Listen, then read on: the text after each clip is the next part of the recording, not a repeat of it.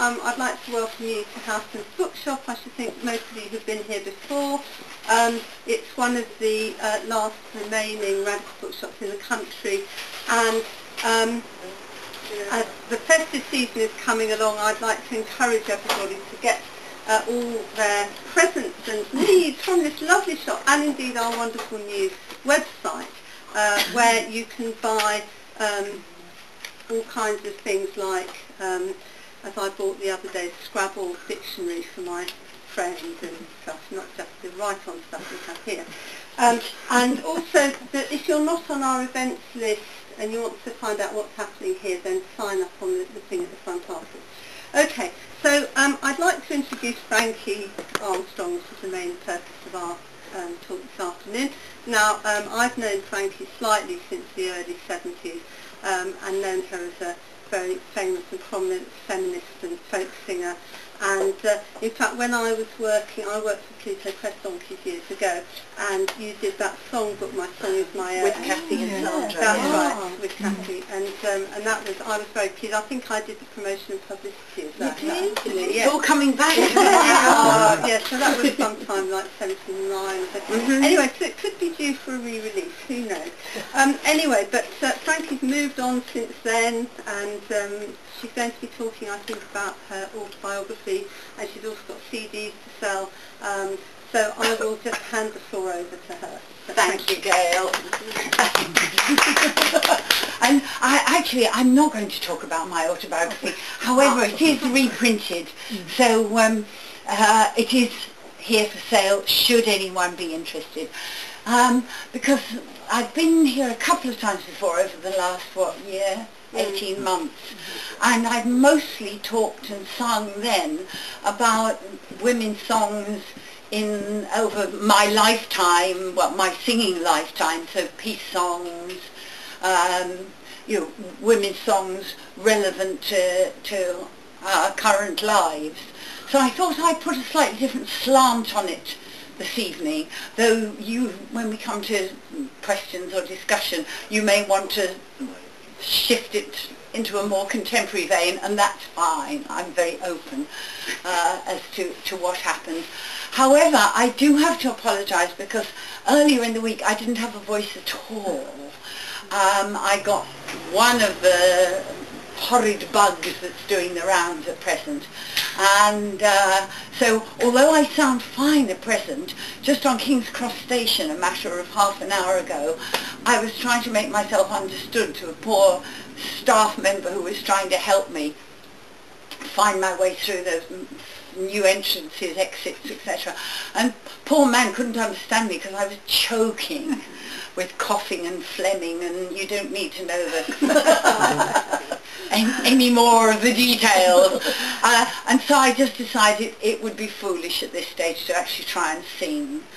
And although, as I say, I sound fine at present, I just know my voice is so precious to me that to put it under any kind of risk after having had, still having an infection would be just not sensible at my age. And so what I do have is Gail, a ghetto blaster, and a CD that I put a few tracks on that I thought I might select from to give a women's perspective on older songs, because I have always yes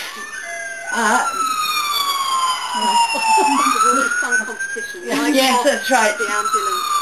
So at least I won't have to worry about whether they're in the same key and putting me out of tune.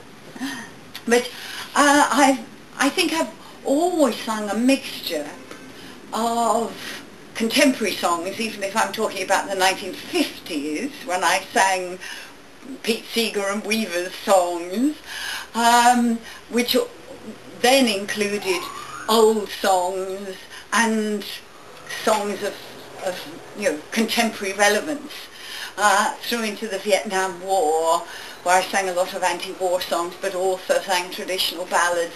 So I've absolutely kept my repertoire alive with that, you know, walking on both feet, as the dear old cliche goes, of trying to illuminate the old songs by my changing political perspective over the decades, and bringing that to bear on the traditional songs, and certainly the perspective I think I've finished up with that is unshakable is what you might say call a women's perspective, feminist perspective, and so that's always going to be the prism through which I feel, am touched by, moved by, intrigued by, excited by, stimulated by, yes, whether the song's 400 years old, as some of the songs I sing are, and certainly some of the themes go way back into antiquity, or whether it's, as I say, a contemporary song that I may choose to sing. So I'm going to start, and again, I mean, just to digress a little and say, singing is obviously about the voice. It's about resonance, it's about vibration, it's a highly sensual, visceral experience. And you know, that's a large part of what has, again, always called me since my teens to sing and to go on singing. There is something about the act of singing, which sadly I'm not going to do this evening, but next best thing anyway, from the CD, that just enlivens me in a way that very little else does. And particularly its immediacy, its exposure, its directness, particularly singing without accompaniment. Some of the tracks I'll play may have accompaniment, some not. I work with a range of, have done accompanists over the years.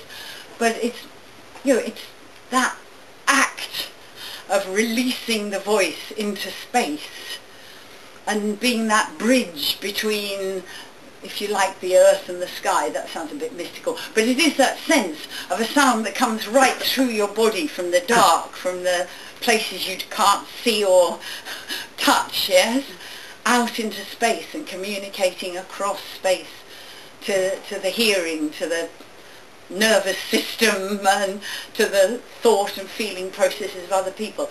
That just is very exciting. Excites me as much now as it ever has. So I'm sorry I won't be doing it live. I'm sorry to keep apologising for that, but you know, it does, there's a bit of a contradiction about talking in the terms that I talk about singing and then saying, Gail, would you mind pressing the button? But I am selling CDs. I mean, they are kind of next best thing, aren't they? So this one needs the volume as high as we can go, and it's a women's work song. It's not most of my materials from the British Isles, but I'm going to diverge on occasions this evening.